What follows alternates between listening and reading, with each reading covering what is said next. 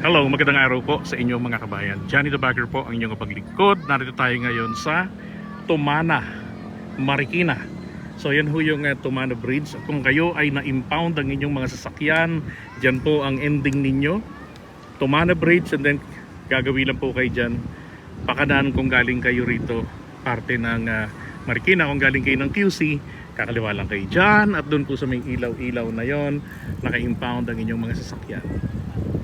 Anyway, gusto ko na rin pong pakita sa inyo gaano po kalalim ito hong Marikina River. Okay, so ito bali yung pinakadulo ng flood control ng flood wall nila. Right, so kaya wag ho kayo magtaka kung binabahaan Tumana. Kasi hindi pa nalalagyan dito ng flood wall. Okay, so ito yung Tumana.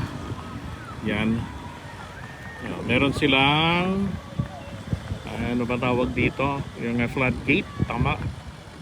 Tsaka dyan nung panahon ng kasagsagan ng ulan, kita nyo naman hindi kami nakalapit dito ni Pink kasi malakas ang buhos ng dewatering nila dahil nagbabaha ang Tumana, yung lugar dyan sa kabilang side ng flood wall. Pero ang good thing, minimal, hindi po kasing taas ng tubig dito. Now speaking of taas, bigyan ko kayo ng ideya gaano kalalim ito. So ito yung nilalakaran pag panahon ng tag-ulan, lumulubog pa ito. So isipin nyo yan gaano kalalim. Now ito ho ay naging ganyan kalalim, no? Marami na hong mga lupa ang tinanggal dito. Ganito, tuloy-tuloy kasi ang dredging dito, buong taon yan, tuloy-tuloy ang pagdidesilting ng Marikina LGU. Diba? Sana lahat ng mga LGUs natin na mayroong mga ilog, may mga kanal, may mga estero, pagtanggal ng basura, diba tuloy-tuloy 24/7, dapat ganun. Hindi yung pagpanahon na mag-e-eleksyon ng potsa, o kaya panahon ng diba? Panahon ng tag-ulan, doon lang kikilos magtanggal ng mga basura, magtanggal ng mga bara. So, kaya tingnan nyo naman, maraming lugar ng Marikina na dati binabaha, ngayon habagat din naman yung dumadating, pero diba? Sa loob lang nga ng isang oras, binaha yung maraming lugar ng Metro Manila. Pero ang Marikina, supposed to be magmamalaundo yon. Pero tignan nyo naman ang nangyari. So ito'y resulta ng pinapalalim nila na ilog. Yung lalim nito, mini-maintain nila ito na manatiling malalim para maraming water capacity ang maikarga rito. Galing po sa parte ng San Mateo, Rizal, at dyan sa kabundukan ng Montalban, Rizal, which is ang simula nga ng Wawa River ng Marikina River ay doon mismo sa may Wawa, sa may Pamitinan Cave. Yan, sa Wawa Dam. Tapos dire-diretso ito papunta ng Laguna de Bay. Diba? Ngayon, marami hong mga nagko-contribute pa ng tubig rito, like parte ng Quezon City, yan sa kabilang side. Ang nakakadagdag rin, kaya may mga culverts yan. Diba? Galing-galing ng pag-manage sila rito. At ang masaya rito, tingnan nyo, regardless kung anong political color, hindi sila nagbabago ng kanilang programa. Diba? Dinatnan ko rito si Payani Fernando. So, ito yung tao na nag-instill ng disiplina sa kanila. Kung kaya naman po, kahit saang parte ng Marikina, wala ho kayong makikitang basura sa gedli-gedli. Lalo sa mga gilid ng bahay-bahay. Hindi katulad dyan sa parte ng Quezon City, naknang po siya. Diba? Parang pinapakalat ang payatas. Walang disiplina. Pero rin sa Marikina, grabe, bumaybay ka para ka nagpunta ng Ilocos Norte o Ilocos Sur o La Union, Pangasinan.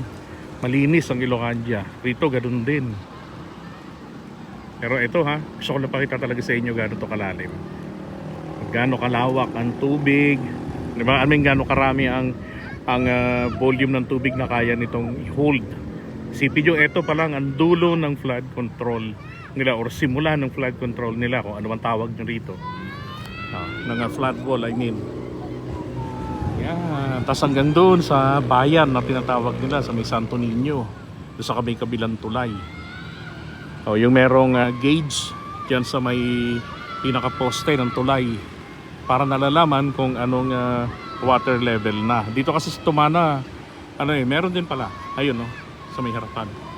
Yan to, yan, meron yan. Yan, may puti na yan. Pero di ba ang galing? Oh, tapos pagkahapon, tingnan nyo naman, pasyalan ng mga kababayan natin. Yan. So yung flood wall na yan, may mga hagdanan pa yan na aakyatan nila. So, ayan o, hagdan yan. Tapos doon malapit sa may sa may kulay orange, meron din. Galing nga eh. Diba? Tatalon yata itong bata. Tumulay-tulay pa talaga. Wala pa rin ako napapansin ng nakakahuli ng isda sa kanila. Hindi katulad nung bagyuhan. Anyway, so ito lang po ma-share ko sa inyo dito. Ay, naghagis ng dala. Ayun, sana may huli. Bantayan na natin siglit. Nag-aabang ako ng maraming nakahuli. Bibili ako sana, mura eh. Last year, nabili ko dito kalahating, 3/4 ng sako. Nabili ko kasama ko kapatid ko. Eh, nasa 800 pesos lang. Mahal pa yon. So, kasi bumili ako doon sa may Santo Niño sa ilalim ng tulay. Pero kung nagawi ako rito, baka nasa 500 lang daw yun. So, nakaraan namang 1 week ago, kung kasagsagan ng ulan, ay cream dory naman, halos 30 kilos. 1.5 lang ang halaga na nagastos ko. Nako, mukhang walang huli yung dala. Pero anyway, mga kabayan, maraming salamat sa inyo ngayon na tambay sa taas. Diba? Okay, Loks. Thank you.